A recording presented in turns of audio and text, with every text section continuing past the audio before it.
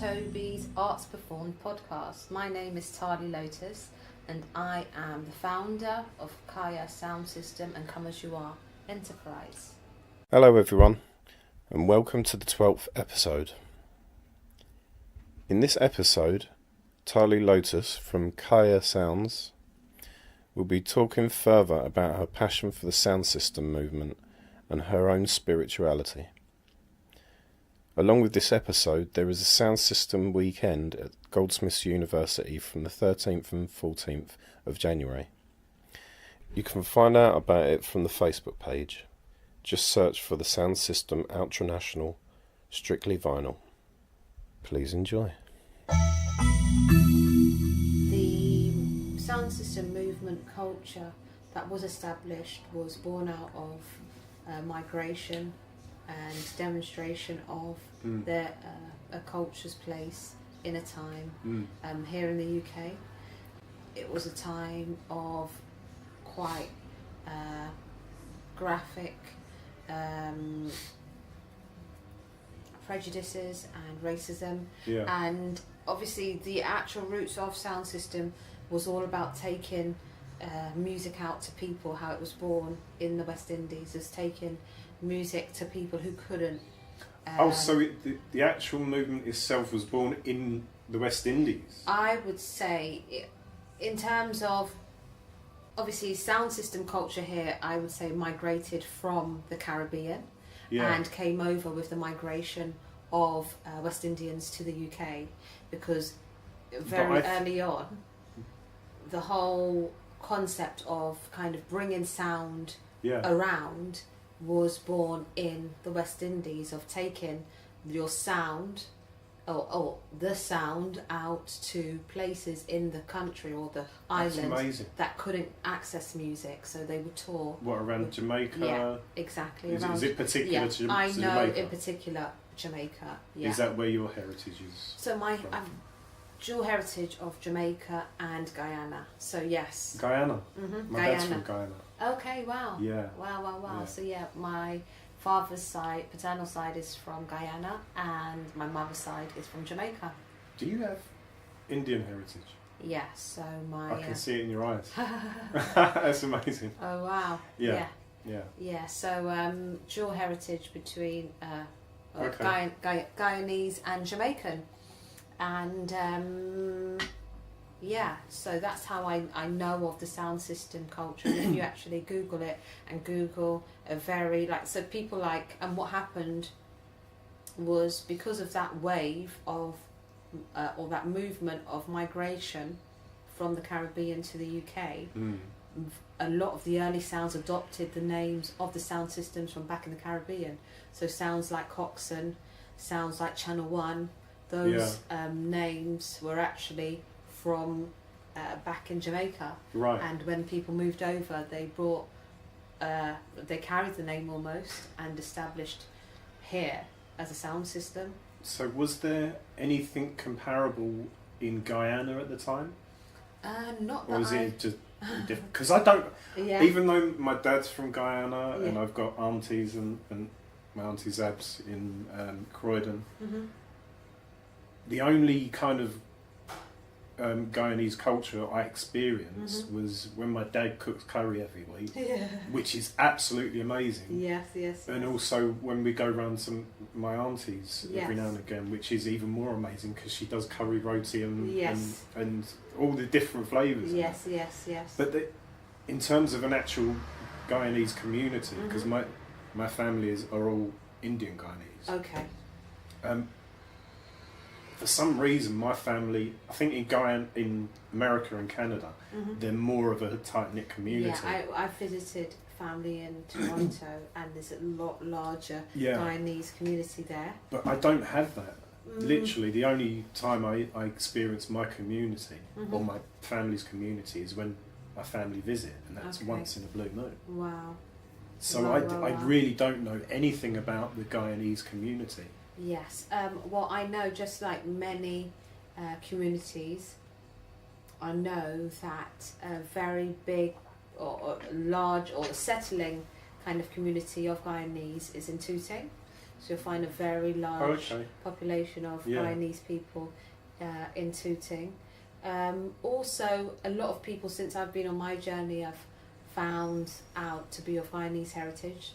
So people like, I don't know if you know, Mad Professor, Sista Sounds. I know the name. Yeah, so Mad Professor is Guyanese. He's born in Berbice, and he's established Sista Sounds.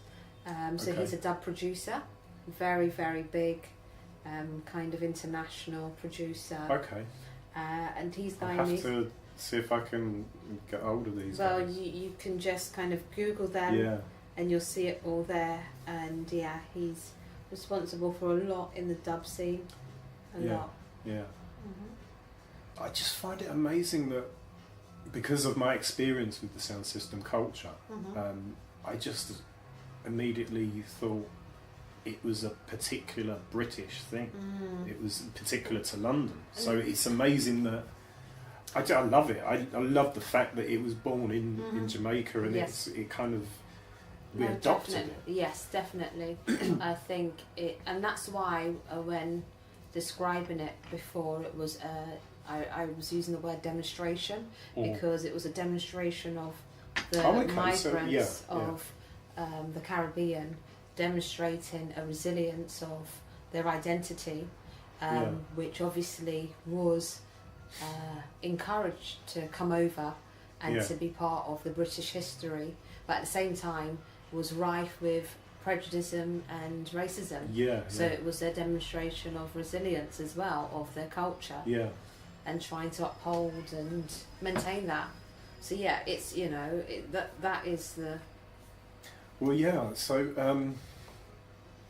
even though it did come from Jamaica, it's kind of very, now, it's very definitely a London, UK... Yeah, I would say definitely in terms of roots and dub, I'd say right now, in comparison to Jamaica, where it's a lot more dancehall and ragga, the UK are definitely pioneering a lot more roots. And I'm not saying I don't know it all, but I would say there's definitely, in terms of the sound systems that I've seen of late and of a new age, they are definitely pioneering roots music and dub music. Okay. And it's not necessarily geared towards, it's not very much geared towards playing the latest tunes. It's more so demonstrating one's ability to entertain, and to and also to demonstrate their creativity, because you've got a lot of producers who play their own sounds, and it's their chance to demonstrate their ability, their talent, you know. So going from that idea of the very kind of definite London character of sound system culture, did you go to the Hackney Carnival? I didn't go to Hackney Carnival, no. I was taken there by a friend walking down Chris Street Market in Hackney. It was as if I walked into the 1980s.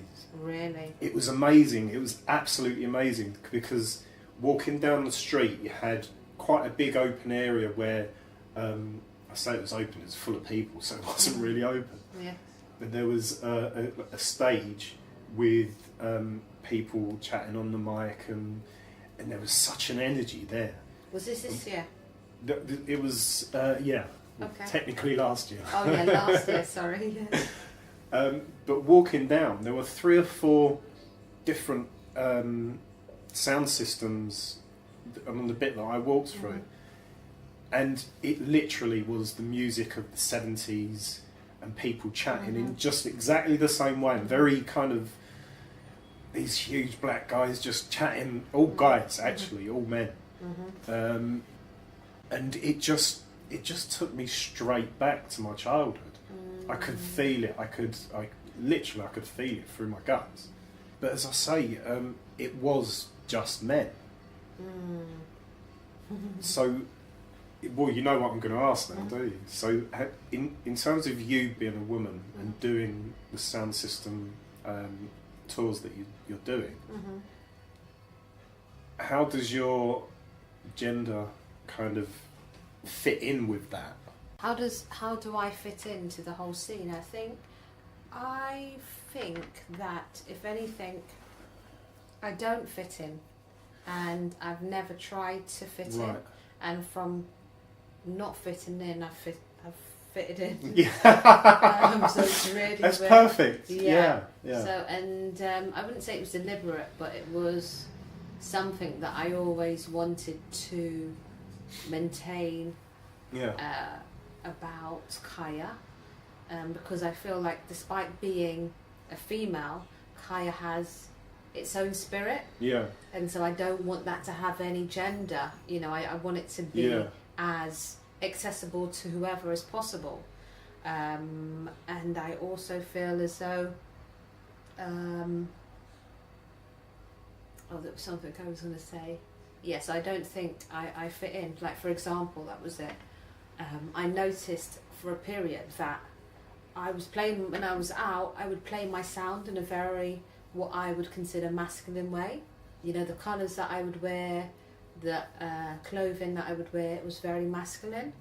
And then it was like, I had to kind of almost check myself in that you're a woman playing a sound, and so play it not like typically like a woman, but it's like, come as you are. Now this is what the whole thing's about. Okay, you know, and not kind of don't be an imitation of, you know, a man. Don't be an imitation of what you think it takes to play a sound. Just play it as you feel most comfortable, and if that means some days you wear jeans and you know, a khaki top, that's fine, but don't do it because you're trying to fit in. Do it because that's what takes you that day. Was your as a woman, was that, did that become an issue at any point?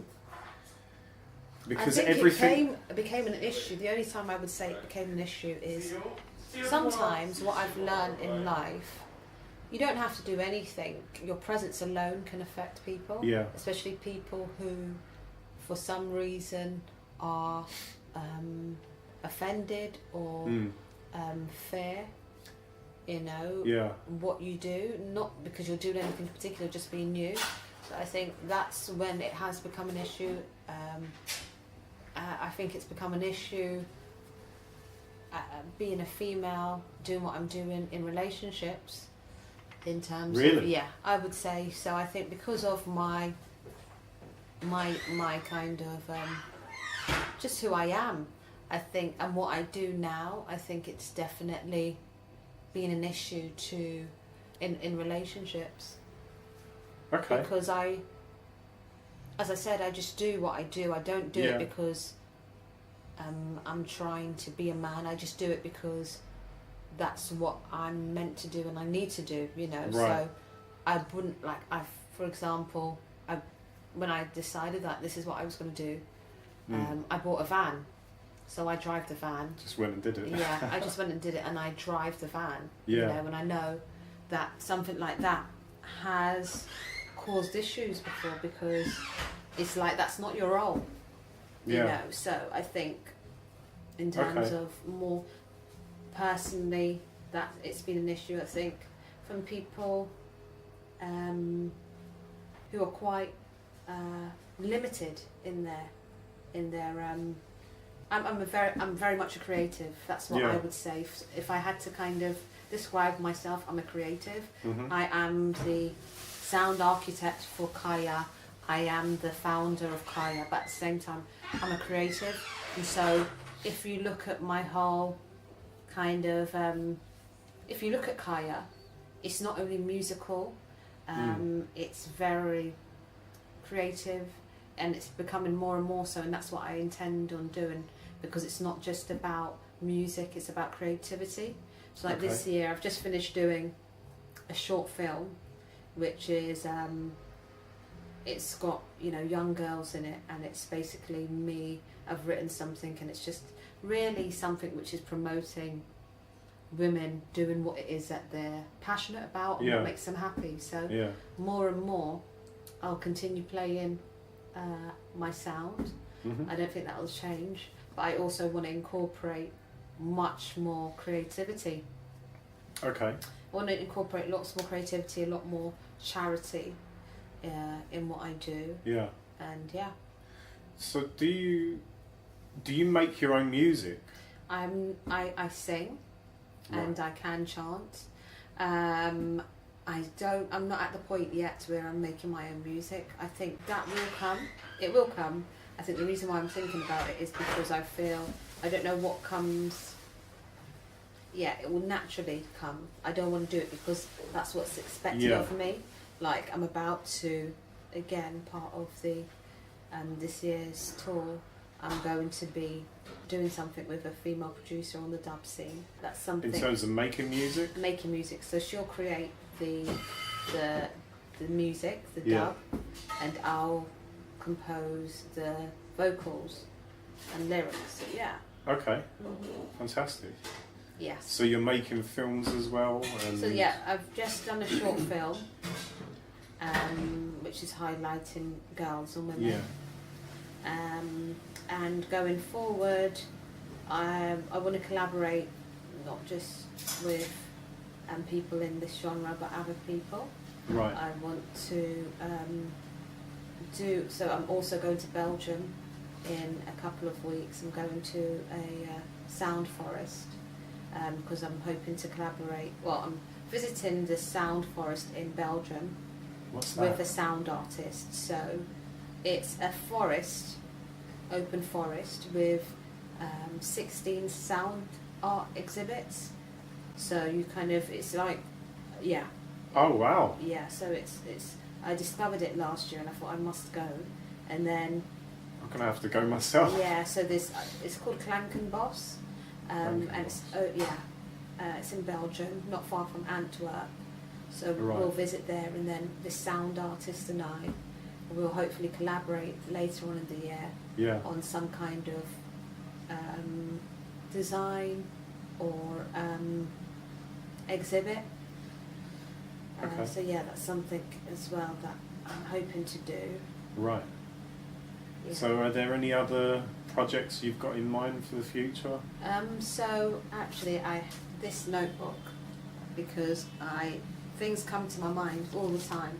So this year also I'm going to be doing a charity event. So one of the charities I'm hoping to do this annually as well is support a charity. This year's one will be Refuge, the women's shelter, because I actually was supported by their services when my daughter was very young. Yeah. And so it's just about giving back. So doing a charity event, hopefully for them, where I can involve a few artists, raise some money. I know a few people that have used Refuge and other. Exactly. So I think it's established in the 70s and it's come a long way. Yeah.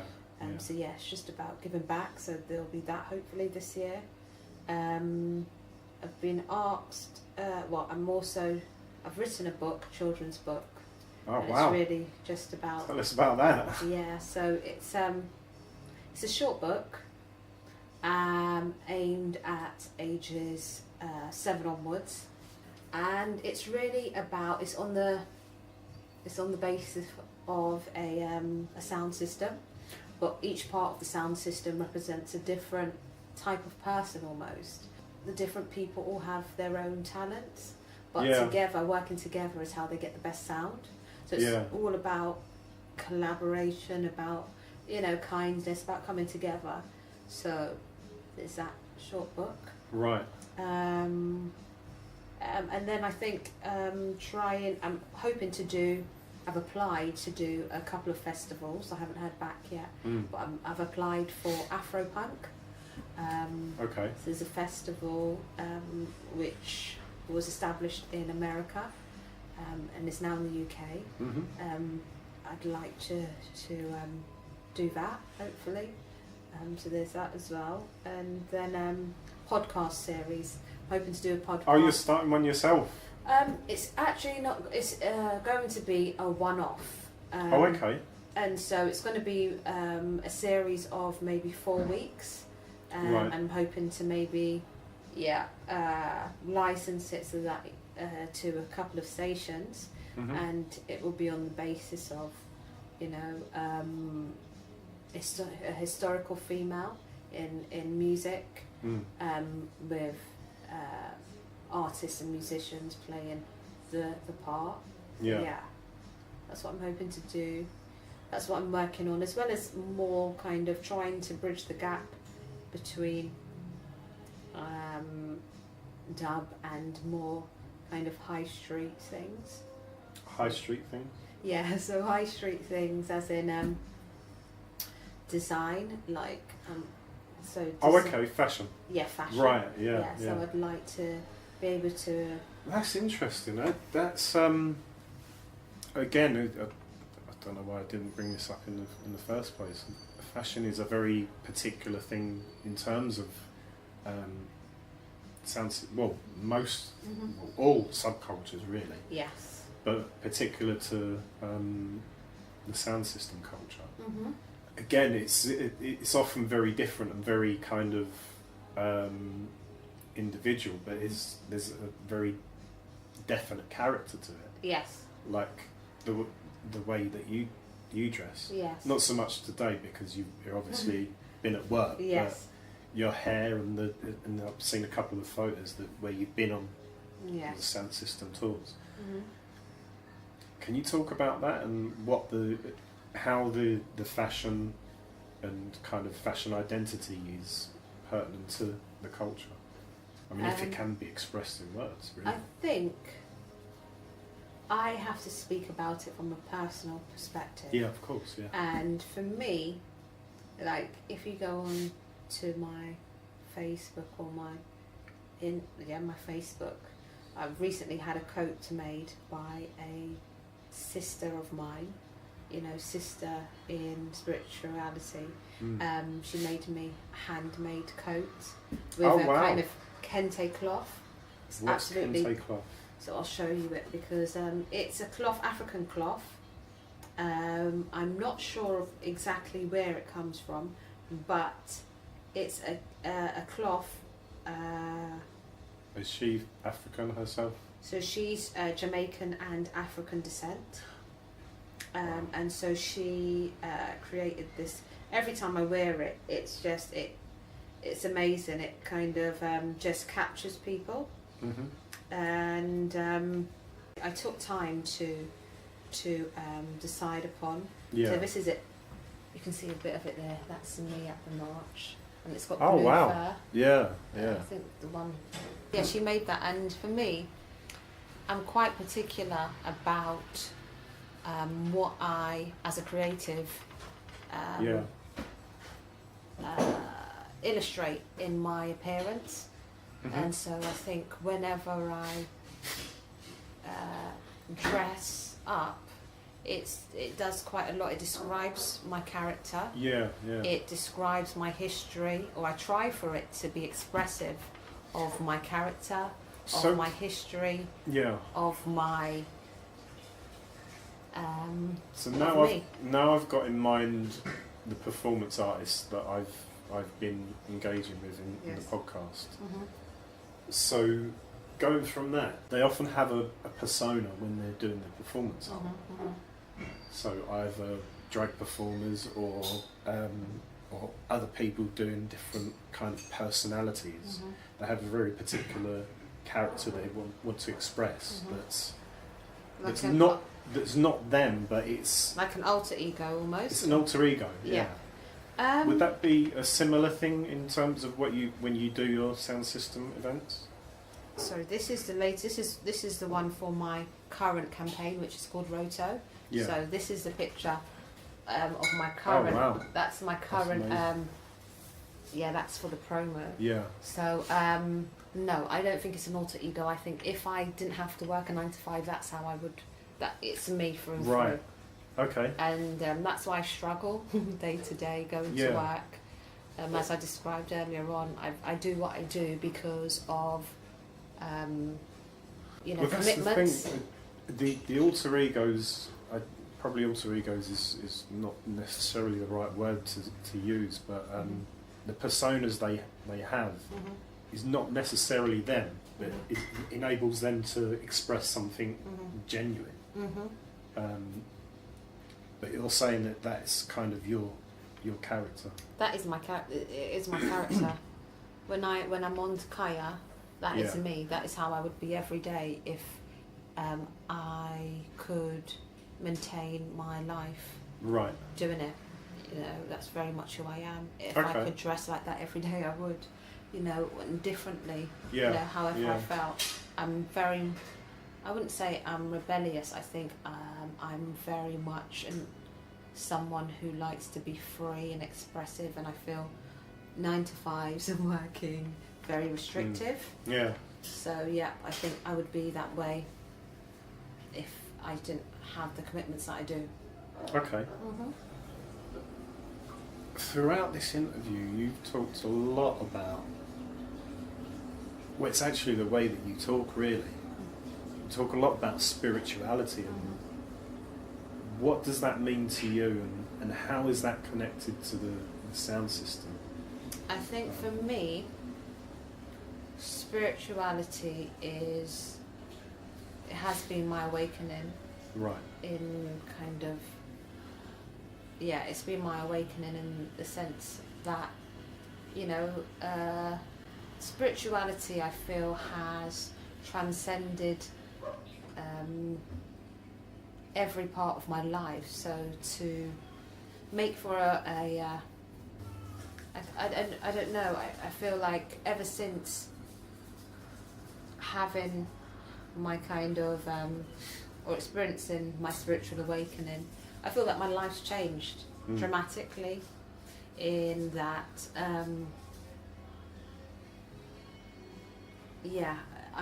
I'm not someone, I'm in the world, but I'm not of the world. And I feel a lot more confident in that, whereas before I would